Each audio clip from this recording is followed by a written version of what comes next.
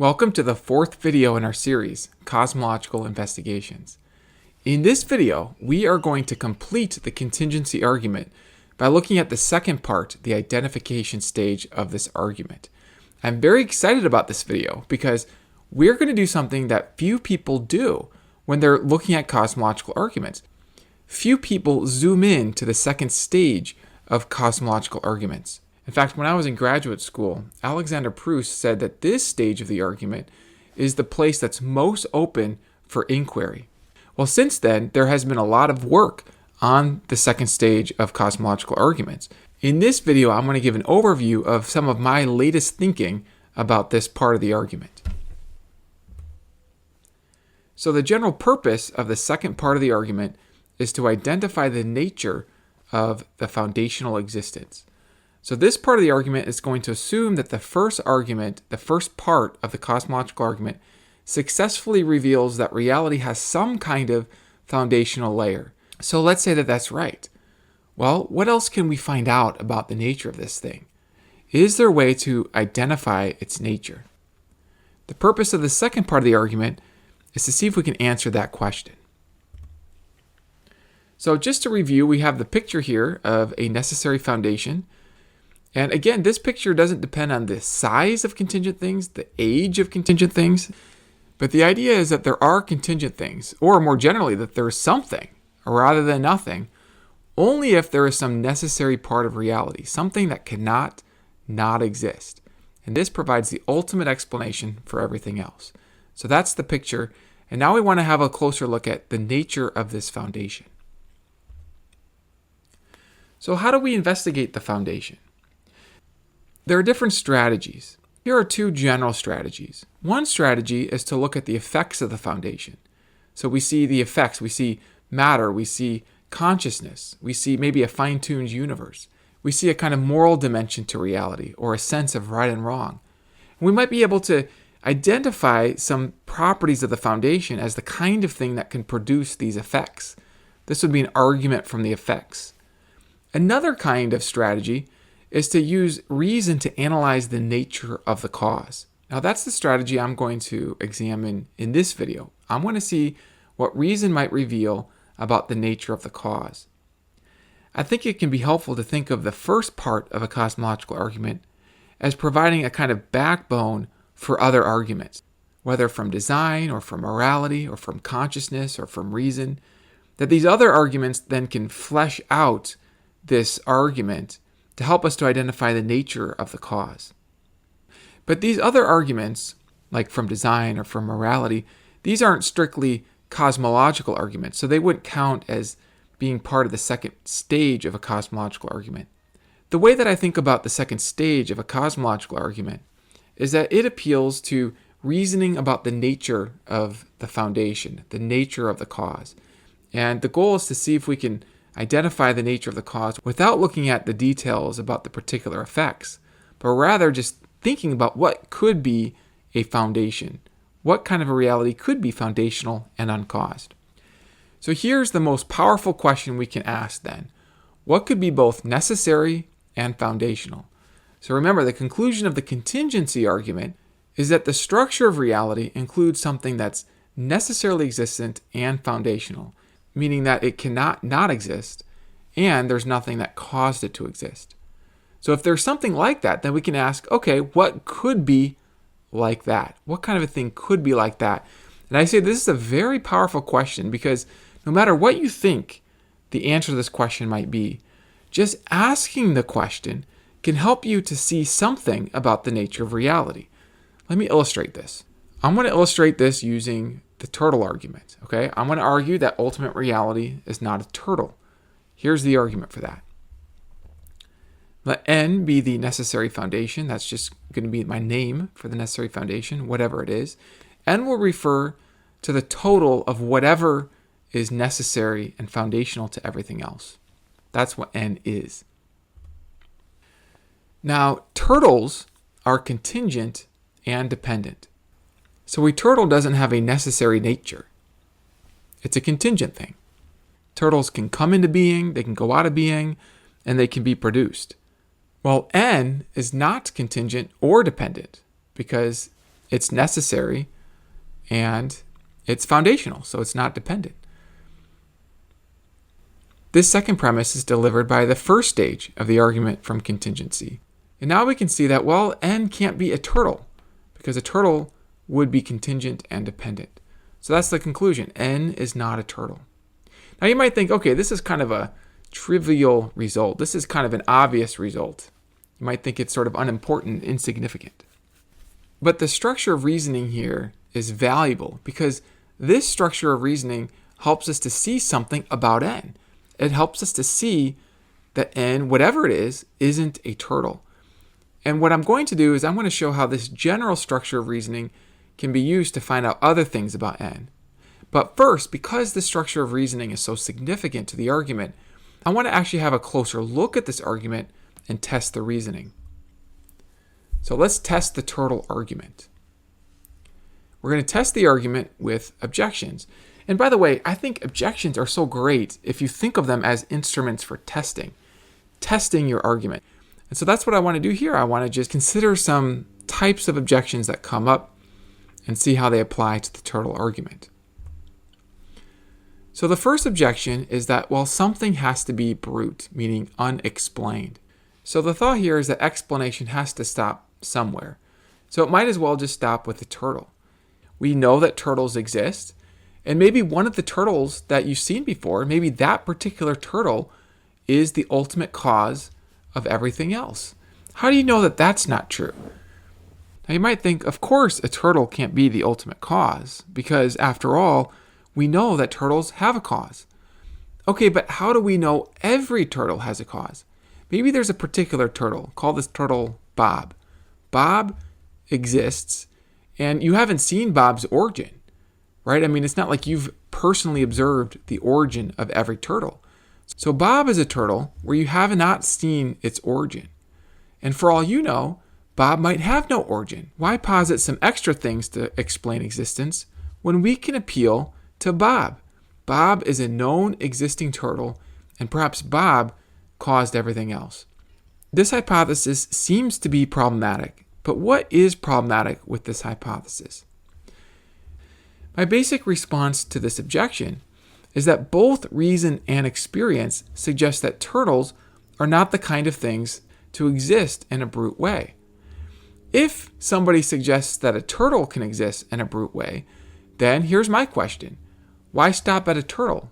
Why not stop at your own consciousness? Maybe all of your conscious experiences are themselves brute and unexplained. They just appear from nowhere, and nothing explains any of your consciousness. Maybe there's nothing else that exists.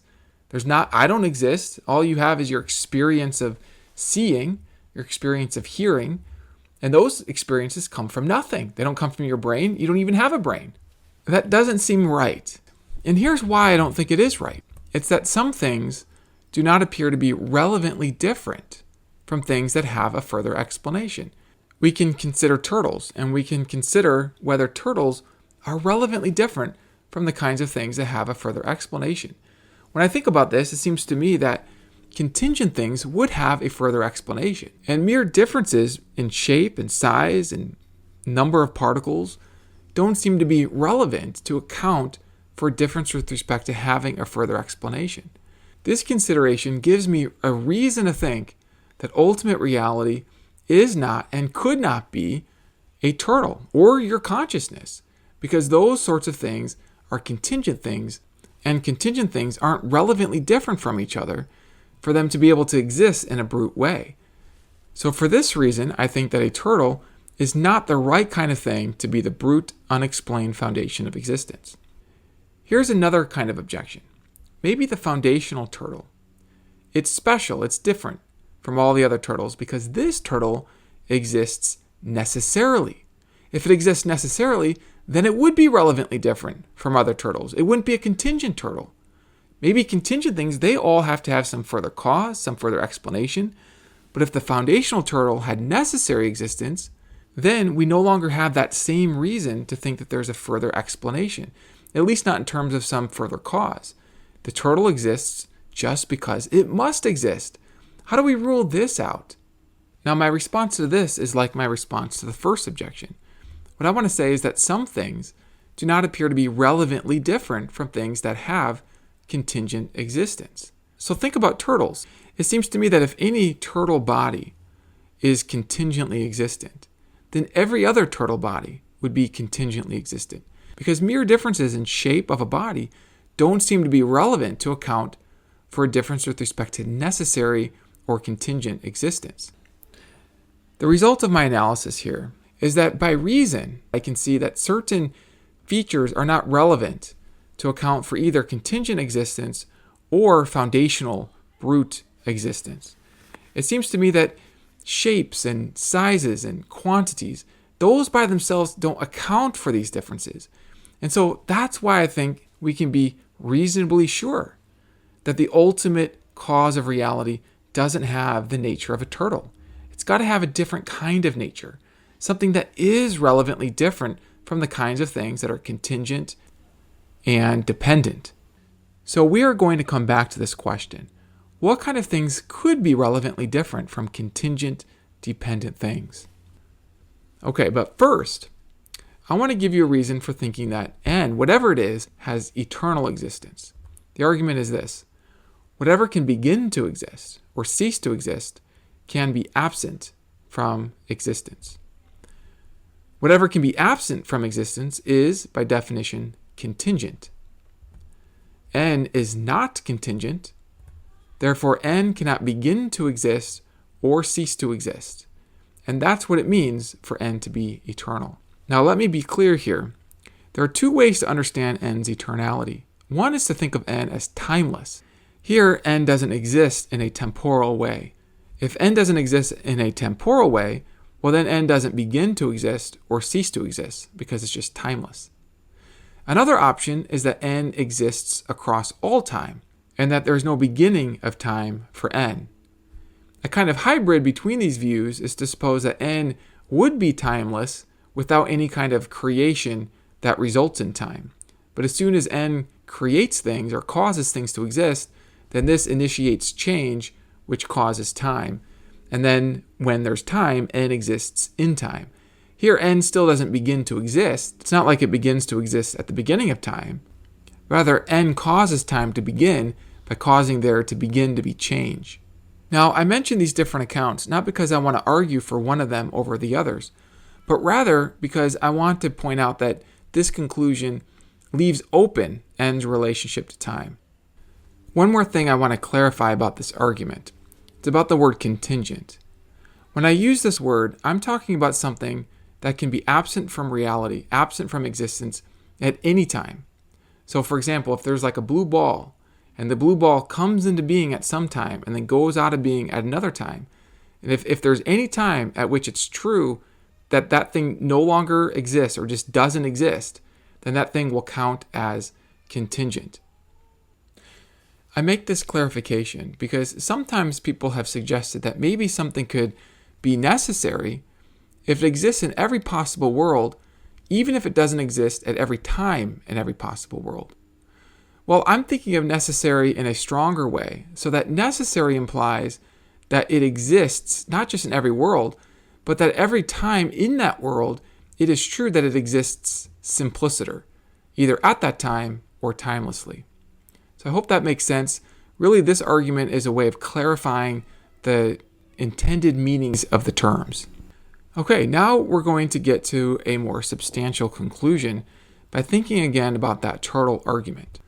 Let's say limits, which provide restrictions on a thing, a kind of boundary on that thing, such as the size of a tree or a finite degree of power. Those things are dependent things. Why think that? Well, here we might again appeal to irrelevant differences. So think again about a turtle. Imagine a turtle having a certain size. That turtle is a dependent thing. Now imagine that turtle being bigger, having a bigger size. Would it thereby be an independent thing if its size were different? It seems to me that a mere difference in size, or any difference in limit, is not a relevant difference with respect to being dependent. And if that's right, well then all limits would be dependent. Or at least we can kind of put this modestly. We could say other things being equal, we have reason to expect any given limit to have some kind of prior cause or explanation. Any particular limit will be dependent on prior things. This modest way of putting the principle allows us to leave open whether some limits might be an exception to the general rule. In the final video in the series, we are going to come back to this argument, and I'm going to look at more specific objections to the premises. In particular, I'm going to consider whether there could be certain kinds of limits, such as limits in a mathematical landscape, that could be an exception to this general rule. But for our purposes here, I just want to point out how this principle can provide some reason to expect an explanation, other things being equal. The next premise is that n's fundamental features are not dependent. N's fundamental features are features that don't depend on any other features. And since n is the foundational thing, it doesn't depend on anything else, then its fundamental features can't depend on anything prior. There is nothing prior to its fundamental features. If those premises are true, then it follows that n's fundamental features are not limits, because limits are dependent, but its fundamental features are not dependent. Now let me be clear. Just as there's two ways for n to be eternal, it could either be eternal in time or it could be timeless, there are two ways in which n could be unlimited. One way is for n's basic fundamental features to be infinite in some respect. Another is for n to have no infinite or finite fundamental features. So for example, one of n's fundamental features might be its necessity or its necessary existence.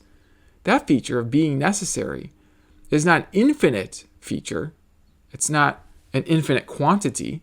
There's not like some particular number that is assigned to necessary existence. It's also not a finite feature. So perhaps n's fundamental features are like that. N could be fundamentally independent. It could be fundamentally necessary. It may have other fundamental features that are not limits, either finite or infinite. Now, I'm thinking that the support for this argument, and in particular this first premise, is structurally the same as the support for the turtle argument. For in the turtle argument, it seems to me that the way to see that turtles are dependent things is by our experience with turtles, and seeing that differences between turtles are not relevant differences. Similarly, we have experience with limits, and it seems to me that differences between limits are not relevant differences with respect to dependence. And if that's right, then we have some reason to think that n's fundamental features are not limits. Can we go further? Well, here's an argument for thinking that n would in its total nature be supreme. Here's the argument. Whatever is not supreme has some fundamental limit. Now, what do I mean by supreme here?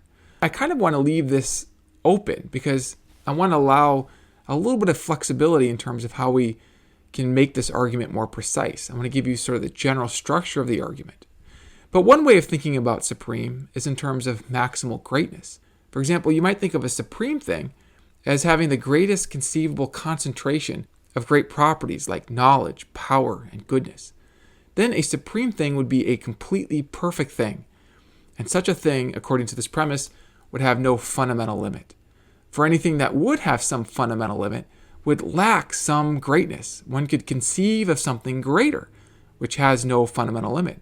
The idea then is that if something is not supreme, it's not maximally great, let's say, then it would have some fundamental limit that marks its lack of greatness, its lack of power, let's say, or lack of knowledge. That fundamental limit is built into its basic nature. Now, suppose that's right. Well, then we can use the result from the previous argument that n doesn't have any fundamental limit. Now, this premise I don't claim is self-evident. Rather, it's a conclusion supported by an argument from the irrelevant difference between one limit and another limit. The idea, again, was that limits are uniformly dependent. So n's fundamental features can't be limits. N has no fundamental limit. And if that's right, then it follows that n is supreme. Now, there's something very interesting about this result, which is this. Being supreme seems to entail being able to exist independently of all else. In other words, having a supreme nature appears to be relevantly different from natures that depend on prior causes. A supreme nature seems to provide a natural terminal for all explanations. The idea is that if n has a supreme nature, then we can see why it would have a necessary nature, why it would have necessary existence. Because if it has a supreme nature, if it's the greatest conceivable reality, then it would have its greatness in a robust way. It wouldn't be a fragile thing that could be destroyed. And if it has a supreme nature, then it wouldn't be dependent on other things for its existence. It would be able to exist independently. So by having a supreme nature, we could see why N would provide the most ultimate explanation of everything else. So here we see an argument for thinking that the deepest explanation of all existence would be supreme, and that only by being supreme could it even be the deepest possible explanation. Because anything less than supreme could have some further explanation. Only a supreme thing would stop the regress. It would explain why ultimate reality is ultimate, why it's foundational. Now, I want to conclude this video by sharing two models of a supreme foundation. Sometimes it can help to think not just in terms of arguments, but in terms of theories, and it can be helpful to have some different options on the table. I'm going to share two hypotheses that are live hypotheses in my own mind, and these hypotheses will help illustrate the kinds of options available. So first, there's the Platonist model. On this model, the total of all of necessary reality, whatever that is going to include both abstract entities, like numbers or logical truths. On the Platonist model, these things actually exist, and they necessarily exist. And so these things will be part of necessary reality. But necessary reality isn't purely abstract, because necessary reality has the causal resources to be a foundation for the rest of reality, for contingent reality to exist. And so that's why I add here that the necessary reality will include the resources to produce everything else. The idea here is that this reality in total would be supreme. So all of the abstract entities, together with all of the powers and resources to produce everything else, all of that in total adds up to a complete, supreme, maximally great reality. The other model I'm going to call the Aristotelian model, which says that the supreme foundation of all else grounds its own nature. So on this Aristotelian model, the thing grounds its basic properties. It's not that the nature exists independently or in its own right. It's that the nature exists by being a nature of a thing. On this account, we could say then that the necessary foundation has a certain nature, and that this nature is grounded in the foundation itself. Everything else then is grounded either by the nature of the supreme foundation or by the activities of the supreme foundation. This model is open to being unpacked in different ways. So is the Platonist model. These are general ways of thinking about a supreme foundation. I'm not suggesting that these are the only possible models, but just that these are two models at kind of two ends of the extreme. On the Platonist side, the necessary foundation is filled out with an infinite complexity. Whereas on the Aristotelian model, there's a way of accounting for a greater foundational simplicity. So I just put these two models on the table for your consideration. So thank you guys for your attention. And I know, again, we covered a lot of ground. So if you have any questions, please feel free to reach out and share with me your questions. I hope this video serves you as you think about these things by your own light.